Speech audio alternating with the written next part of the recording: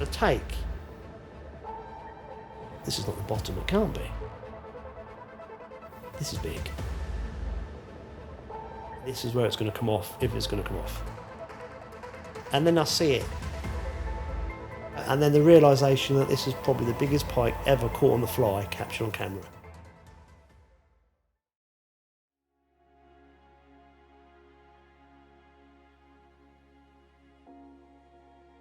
So, we're here today because you've caught basically an exceptional fish in its own right, but you've caught it on an exceptional method as well.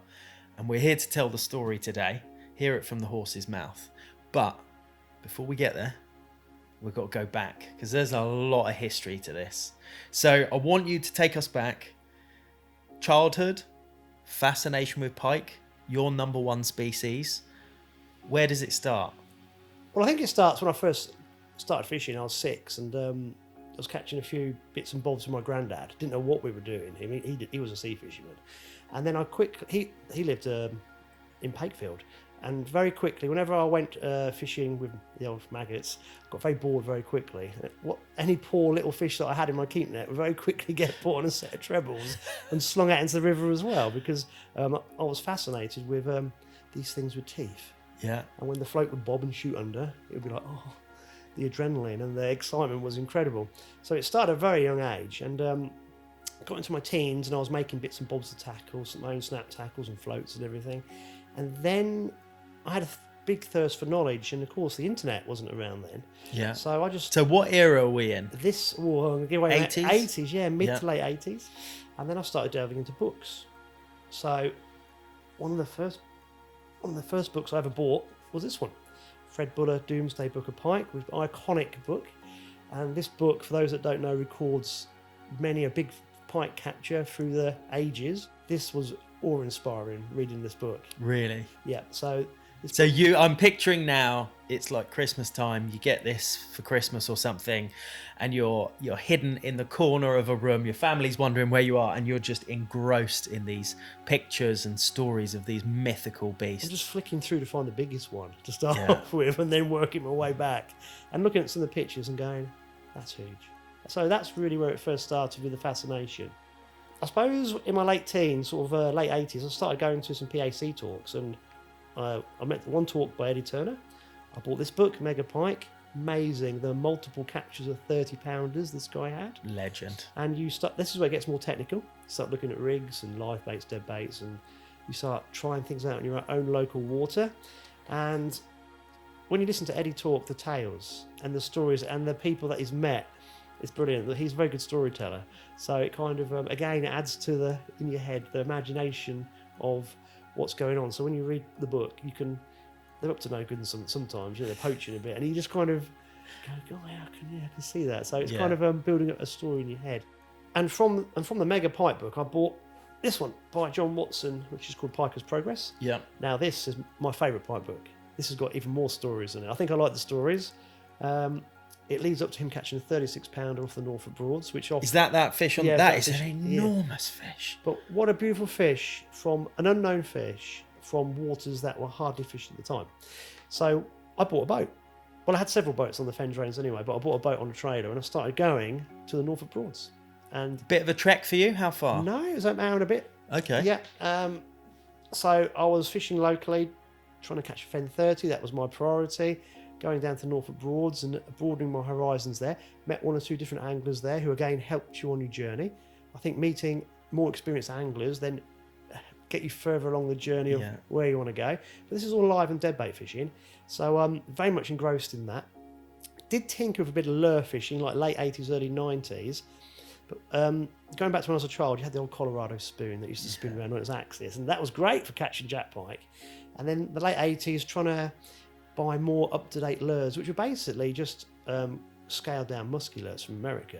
Right. That's all you could get. Didn't really exist in the UK back then. No, there were one or two brands doing it. I mean, Harris Angling had a shop, and I actually caught a stack of Zander one day on a Fendon drain, and I sent them the picture and the record, and they reckon that was the biggest catch. This is how things are developed, right? They reckon this was the biggest catch of Zander ever in the UK. I think I had 7 or 8 in half an hour, up to just under 10 pounds. Smallest about 6.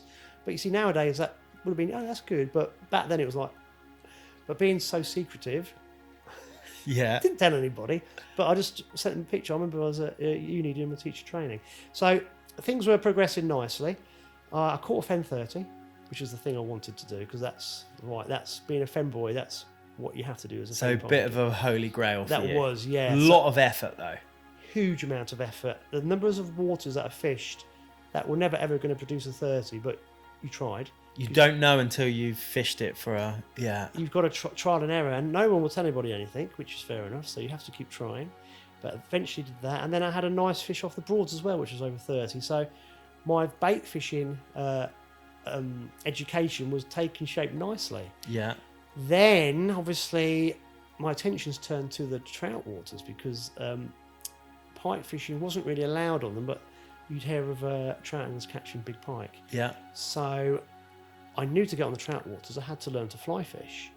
So I like to learn things properly before I jump into it. And I've got a very good friend called Alan Ward, who's a fantastic trout fly fisherman. So he basically taught me to trout fly fish. So I learnt to cast okay on the fly rod with trout flies, and then transferred that to pike fly fishing, which was a disaster.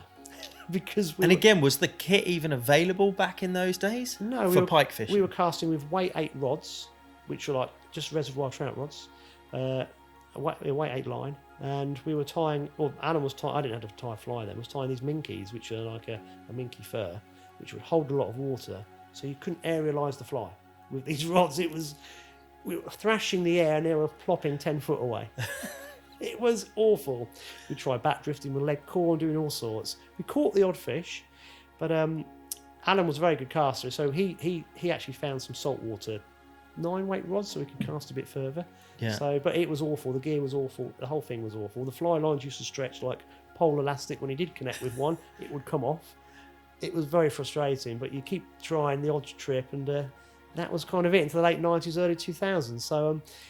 Caught some big pike on the dead baits, live baits as well. Not so big, but I didn't do it so much. But yeah, I was getting some very big fish out. But I kind of wanted to get more into the artificial side of things, because I like dead bait fishing and live bait fishing, but it gets a bit boring. So that's where we started to turn our attentions to artificials. All right, so let's sort of get a little bit more into the meat of what this story is about, because you've got something sat here. Yeah, this monstrosity. Yeah. Yeah. And so you've tied that yourself, but just tell me the reason that you're fly fishing. Is that to escape the crowds? Is it because of time of year? You know, when the dead bait tickets are available on, everywhere's flooded with anglers these days. Are you trying to do your own thing? 15 years ago, I would have said, if I can get on these trout waters with live baits, I'll annihilate it. But then so would every other live bait angler. Yeah. There's no edge. But you couldn't get on there with live baits unless you were being naughty. Yeah. So that would be my answer then. Now, knowing what I know now, I love fishing the fly. Is a very controlled, it's a very relaxed way of fishing. Yeah. And what I've learned to do is when I'm lure fishing, I get very precise. I might use a spot lock, my electric engine, and I know where the fish are. But on the fly, I tend to kind of know roughly where they are. And because of the method, I just like to slowly move through areas, casting nicely. I can have a whole day's fly fishing, not catch anything, but enjoy the way I've managed myself casting. Yeah. And but I've had to learn to have a different mentality for the different styles that I use, because you have to fish appropriately for the style. So with fly fishing, sometimes I go quite a long way, and I'll camp in my camper van. I have 2 or 3 days camping, and I have 2 or 3 days on the water, and I'm not too bothered about being the first boat out. I'll just rock up, chill out. I'll even come off at lunchtime, and then just manage myself throughout the whole day. Take your time and enjoy it still. Enjoy it, yeah, and have a different element to it, because sometimes it's a bit hectic on the harbours and rushing around. This is very much controlled. So, yeah, so fly fishing for me is a bit manana time, and also I get very frustrated with the flies that you buy. I don't like them. Right. So, I've seen a few styles at work, and I'm not the best fly tyer in the world at all. In fact, it takes me an hour probably to tie one fly. So mate, that looks great though. It works in the water, and it actually has it runs properly rather than on its side. So Yeah.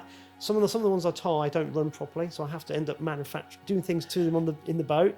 But this one actually run beautifully, and I remember it was just as I was Looked it just looked right. right. Yeah, so I have so much confidence on my own flies. It's ridiculous, but there are some fly ties out there who are amazing. Yeah. Yeah, and mine are a bit tatty, but they work. If it works, it But works. this was another story in itself, having to learn how to tie a fly. You can't just turn on a YouTube channel and tie it. So obviously I started with little trout flies and then learnt 1 or 2 techniques. Yeah, and this is the fly. That is the one. The fly, yeah. All right, so tell me, time of year, thinking before you go, expecting a big fish, hoping for a big fish, because you're in the right ballpark, you're at the right venue, it's the right time of year, but like you tell me you're thinking. So you planned a trip of what, a few days? So this venue that I end up going to, I've been a lot over 20 years. And the first 10 years or so, I get so excited about going, I would rush around and not fish it properly. Hectic. And then... Do no good. No. And then the penny just dropped with fly fishing. You just got to chill out. Yeah. So I thought, no. I used to bait fish this venue a little bit. Stopped. I think it's going to be fly only for me. Really? Yeah. So the last 2 or 3 years, I've just done fly only on there. Just do the odd trip every year. Go camping, 2 or 3 days. Do 2 or 3 days on the venue. Talk to everybody and relax. Nice. And that time of year I went, it was prime time. I wanted to get out there before spawning. So it's, try not to put these fish under any stress. Certainly not in the summer and the warmer months. Yeah. So it was it's all cold, and so I literally had a little campaign. Spent 3 hours just going around my side imaging unit, finding out where I thought fish were. So before you've even cast a line, you spent 2 or 3 hours just having a look round. Got some local information, had a look there, empty. Really? Kept looking, and I found what I thought were probably trout, but I thought they could be jacks. Had a couple of drifts over, and had a 24. That was the day before. Nice. Yeah, and that got me a bit confidence going. Yeah. Yeah, and then had the obligatory jacks, and then, and the day in question, nothing all day. Oh, really? Nothing. Battery died in my technology. So in the video you'll see I took the live scope. First time I use it on the fly, it's no good because the boat's not still. And the only reason I had it in the boat is because I had it, so I thought, I've got to use it. But I wasn't actually using it. And I ended up using it just to tell me the depth because my other kit had died, and it had died a few hours beforehand. But what I had done was I'd been drifting over areas where the fish were the day before. And, well, you'll know this, Tom, when you've been fishing for a while, you get instincts. Yeah. And the light values have dropped throughout the day, and it's been a very dull day, and I thought to myself, it feels like the fish have gone shallower. They could have gone deeper, I don't know, because I couldn't see them. So I started moving into shallower water, and I had a drift and had a follow from a double, and I thought, there's one. That's better. And what sort of depth are we in? That's really about 12 foot now. Right. Perhaps go up to 10 foot. Yeah. And I was drifting over these areas, and I thought, right, I need to fish. Well, before this, I need to tell you this. So, when you're drifting on the drogue with fly fishing, you have to use the right weight line for the speed of the drift. Yeah. This is where it gets a bit technical. So, I like to use a lighter line as possible. I don't mean that in weight, as in the depth is sinking. Yeah. I don't like to use fast sink lines because you end up casting and retrieving like a nutter. And with this type of fly, it's more of a, if you take credit to a lure fish, it's a bit more like a subtle retrieve. Yeah. It's not a flashy movement. It's just kind of wafting around, and so I want fluttering. Fluttering. And I like figure of eighting rather than stripping. Right. It's just with fly fishing, there's no right or wrong. You just use your own style. So you have to have the right weight fly line for the boat speed. Yeah. So I was casting more diagonally in front of me and letting the fly line come to the side of the boat and then retrieving. Yeah. Because the boat's moving this way. I was giving it longer to sink. Yeah. Because I was using a floating line basically with a sink tip. Right. Because again, you get a lovely presentation. You get a nice bow in the line, and the fly will then accelerate at the end of the retrieve. And that's what I was doing for about a day and a half, and it was quite windy, and I wasn't quite happy with my presentation, and the light values had dropped. And I just have learned that sometimes fish, this pike, are real shallow. So this was ridiculous. This was first cast in front of the boat. Right. I've been cast more to the side, and I was stripping now rather than twiddling. And it was first cast. The fly can only been 3 foot down. In what, 10 foot of water? Yeah. Go on, just take your time, because we all know, as lure anglers or fly anglers or whatever, the take is the bit that really sticks in our mind. On the video, you can hear the line actually creak. Yeah, it was incredible. It's just like, I had split second, 3 or 4 seconds in my head, a take, and then I knew it was a fish, but I'm thinking this is not the bottom. It can't be. I'm only 3 foot down. It was solid, and I had a new Vision fly rod. I remember Sowola, and it locked, and I'd only been using it from the day before. Good. And so you're not quite. I'm thinking this is big, but and you got a few seconds before it then goes do. Yeah, quite a long time, and I'm thinking, but you're still thinking this is not the bottom because it's moved left to right, and I'm only 3 foot down. And the line's creaking, everything's locked up, and you're thinking, and then the power, it shot around the back of the boat, and I don't think you can see it very well on the GoPro, but the fly line's flying from my fingers like this, and because the boat's moving with the wind as well, it's exaggerated even more, but the power and the weight, it's gone right around the back of the boat, and this is the point where I'm thinking, this is where it's going to come off, if it's going to come off, because it's mayhem.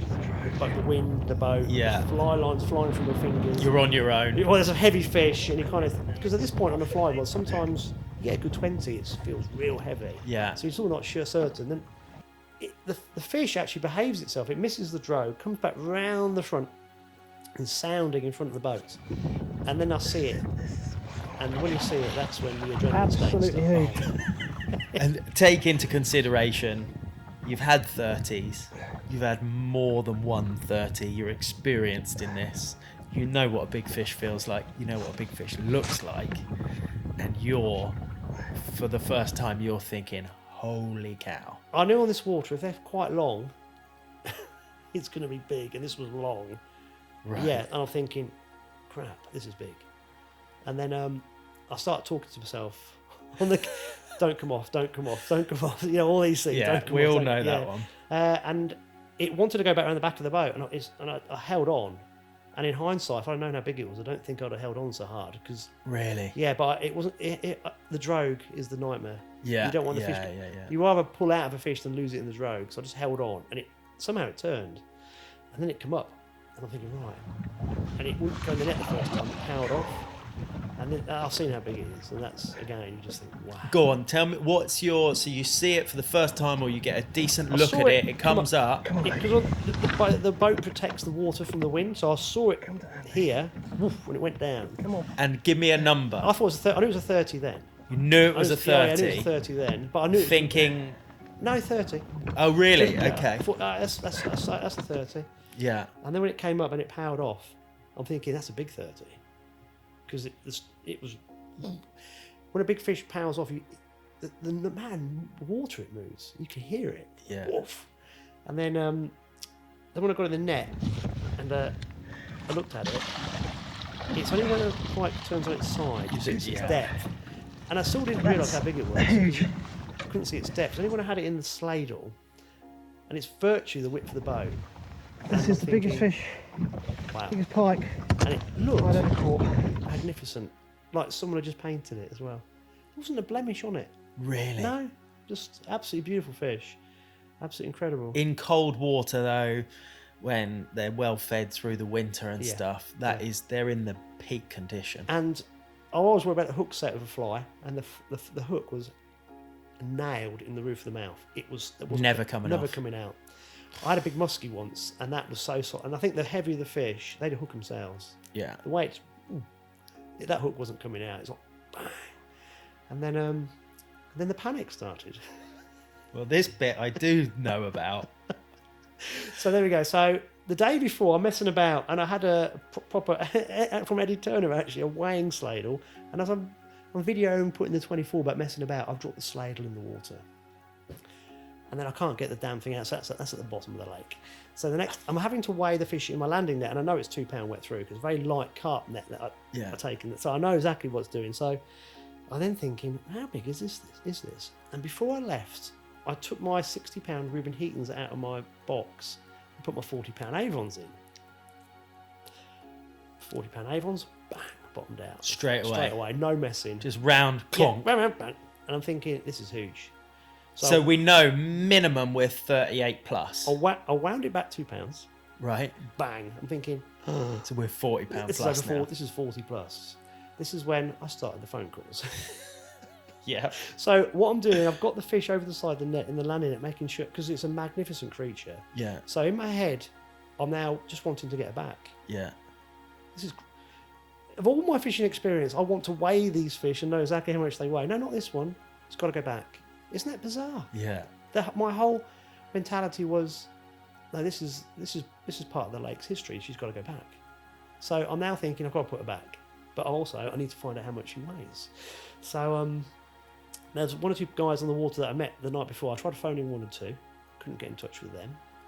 And then I remembered at lunchtime, I met a guy. Can I remember his name? Colin, that would have been back from my match fishing days. And just out of pure coincidence, he said, "Oh, I know Thom Hunt." And I met this guy at lunchtime before this mad mayhem had started.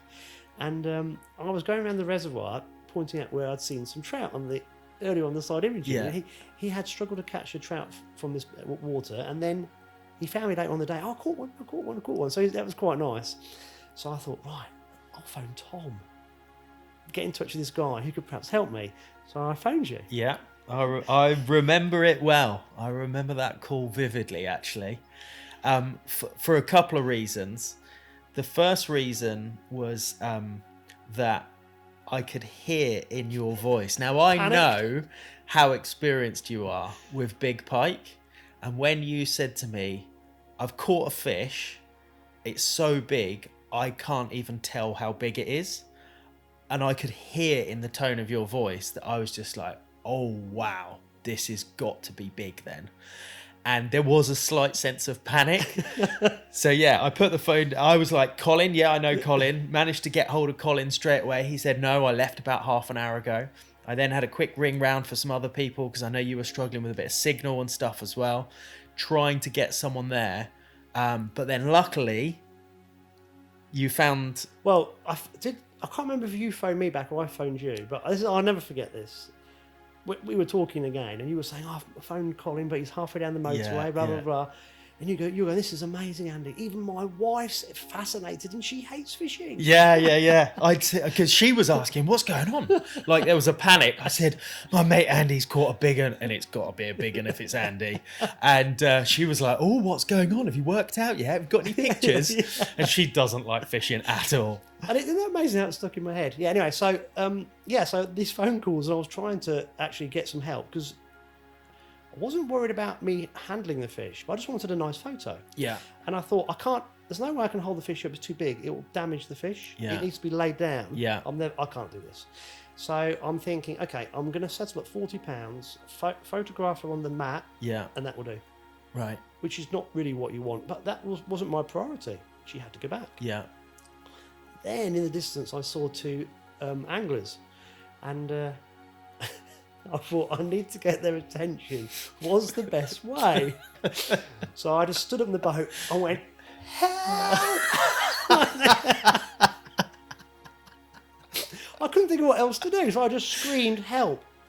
And I thought, that's pathetic, isn't it? But it worked. Yeah. The guy at the back, whose name's Matt, he pulled the drogue in, and I actually recognised Matt from fishing other places in the country. It wasn't until he got near I knew it was him. So he pulled the drogue in, and I'm thinking, they're coming. And it was like, wow, maybe, just maybe. And the guy at the back is called Matt Roberts, really good fly angler. And the guy at the front, who I later got to know, is called Matt Harris, who's a professional photographer. So things are starting to fall in shape. So these guys have rocked up. Now, the guy at the front doesn't know me. The guy at the back recognises me. And he's going, have you broken down? I went, no. I said, I'm really sorry to disturb your fishing, but I need a hand. The guy at the front's thinking, who's this noddy? Yeah. The guy at the back knows me and going, This could be interesting. Yeah. I said, guys, it's 40 at least. I need a hand. So obviously my scales weren't man enough for the job. Yeah. And So Matt you know it's 40 pound at this. It's- 100% it's 40 pound I'm at this stage. 1,000,000% confident the way that scale's gone bang and Yeah. bottomed out. So Matt's got a set of Avons, and I'm thinking, oh crap. He goes, no, mine. And Matt Harris at the front said, no, they'll go past because they're the newer ones. So we zeroed them, put the fish on these sets of scales, banged out 44. So, So your £2 nets, you're definitely 42 plus now. I'm not sure if it was the fish had bottomed, that was the weight of the fish, or those scales, that's as far as they went. Right. So I just turned around to Matt Roberts and said, 42. He went, yep. And that will do. But who knows? Hey, it's part of the mystery. And that goes back to the Fred Buller book. And that in my head is the beautiful thing about this capture. I'm not bothered if it was 42.2, 43. I don't care. 42 will do. It was such a magnificent fish. And it's the mystique. But we'll never know. But you had to go on the bank, get another set of scales. That wasn't fair on the fish. Yeah. It will do. It could have been 42. It is 42. Yeah. That's what it is. And then, so I remember Matt at the back going, Andy, he goes, that's brilliant, but I do have to be honest with you, I'm so jealous. But he said it in such a lovely, he didn't mean it in a nasty way, but it's just like, oh my Lord, look at it. And Matt at the front was, he obviously, he went, got his camera ready, and I just literally laid her on me, Yeah.